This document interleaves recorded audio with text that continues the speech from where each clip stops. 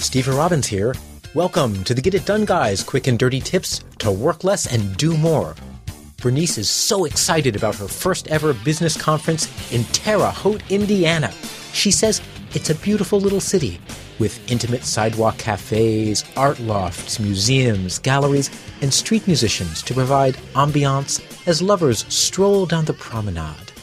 That sounded more like Paris to me, but I'm sure her travel agent would never tell her anything she wanted to hear just to get her to buy a ticket and get out of his office as quickly as possible. Since Bernice is traveling for the first time, I sent her to review episode 54 on bundle packing so your clothes don't wrinkle. There's a link in this episode's transcript. She brushed aside my advice and instead insisted on turning to her muse for guidance, specifically the John Denver song, I'm leaving on a jet plane, don't know when I'll be back again.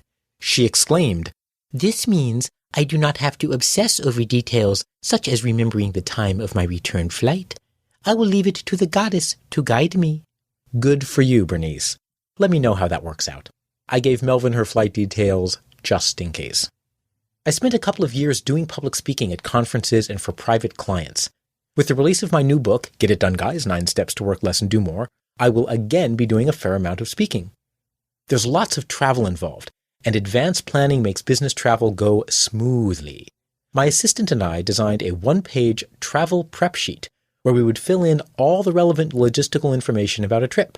We prepared a form for every trip I took, and we knew if it was completely filled out, we'd covered just about every possible base.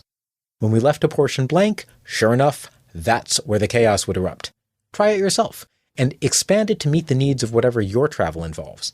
I'll tell you what you should put on your travel prep sheet. Flight information. This sounds obvious. What airline, flight number, date, and time is your flight? Double check it against your ticket. I scheduled a Caribbean cruise once and messed up the return ticket date by 1 day. That doesn't work very well. Also, note the terminal where the flight leaves. One airline will often book seats on a flight that's actually run by another airline. That's called a code share flight. Isn't that sweet? It makes you think of 2 6-year-olds playing spy, but sharing while they do it. Nope. In this case, United will book you. You'll show up at Terminal A, United's terminal, and they'll inform you that the flight is operated by their code share partner at Terminal Z. I've missed flights that way. Destination transportation requirements. If you're traveling on business, you'll want to get right out of your plane and directly into your stretch limo so you can pour yourself a glass of champagne and recover from the harrowing experience of not flying privately. Make sure you know the name of the limo company that's meeting you and where the limo or driver will meet you. Ideally, they'll come to the baggage claim area and hold up a big sign with your name displayed right above the phrase, "This person is important enough to be picked up by a limo."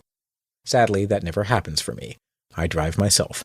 So, if you're picking up a rental car to drive 46 miles through an ice storm in central Michigan in winter, true story, note down the rental company, confirmation number, and their 1-800 number just to be safe. That way, when the local branch loses your reservation, you can just pick up a phone and start sorting your way through the red tape.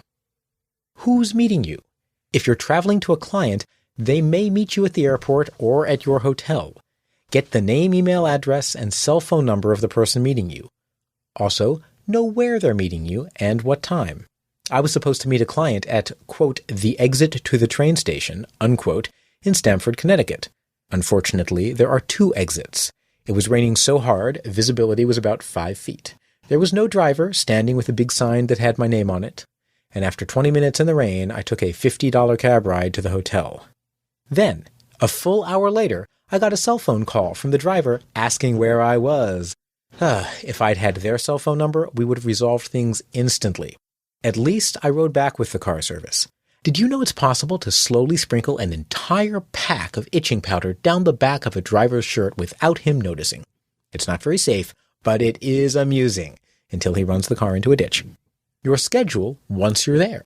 If at all possible, find out your schedule and include that on your summary form.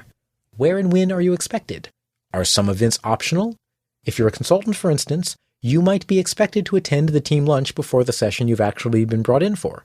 Or perhaps there's a post-event cocktail party where insincere people with fancy business cards will ask to exchange contact information so you can exploit each other to mutual advantage sometime in the future. Once you know your schedule, you can schedule sightseeing into your free time. There's no better time to see museums, art galleries, the altar where Cthulhu devours his sacrificial victims, or the local walking tour of great bird-watching ponds. I've included everything on one handy form that you can download from this episode's transcript at getitdone.quickanddirtytips.com. Bernice is standing outside with her bags packed, apparently waiting for a cab. I call down to ask whether she actually called the cab company. "The goddess will provide," she hollered back. Her flight leaves in less than 2 hours.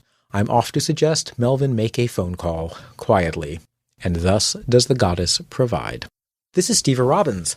Order my new book, Get It Done Guys, 9 Steps to Work Less and Do More, at getitdone.quickanddirtytips.com. Work less, do more, and have a great life.